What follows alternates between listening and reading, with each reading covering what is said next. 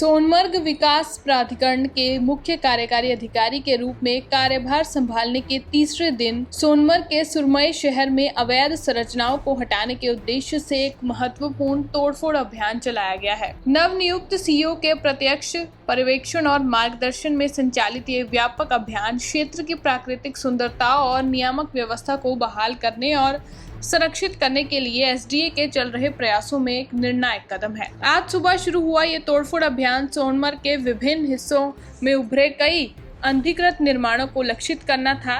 ये पहल जोनिंग विनियमों के अनुपालन को सुनिश्चित करने और शहर के पारिस्थितिक संतुलन की रक्षा करने के लिए एक व्यापक रणनीति का हिस्सा है। ये अभियान क्षेत्र के भीतर भूमि उपयोग और विकास को नियंत्रित करने वाली कानूनी ढांचे को बनाए रखने की एसडीए की प्रतिबद्धता के अनुरूप भी है।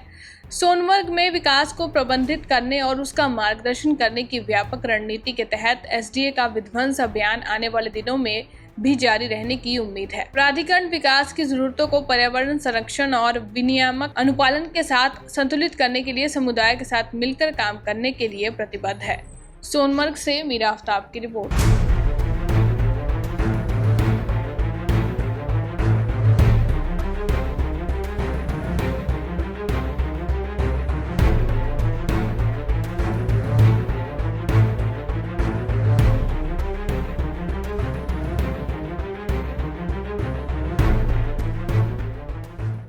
सोनमर्ग विकास प्राधिकरण के मुख्य कार्यकारी अधिकारी के रूप में कार्यभार संभालने के तीसरे दिन सोनमर्ग के सुरमई शहर में अवैध संरचनाओं को हटाने के उद्देश्य से एक महत्वपूर्ण तोड़फोड़ अभियान चलाया गया है। नवनियुक्त सीईओ के प्रत्यक्ष पर्यवेक्षण और मार्गदर्शन में संचालित ये व्यापक अभियान क्षेत्र की प्राकृतिक सुंदरता और नियामक व्यवस्था को बहाल करने और संरक्षित करने के लिए एसडीए के चल रहे प्रयासों में एक निर्णायक कदम है। आज सुबह शुरू हुआ ये तोड़फोड़ अभियान सोनमर्ग के विभिन्न हिस्सों में उभरे कई अनधिकृत निर्माणों को लक्षित करना था।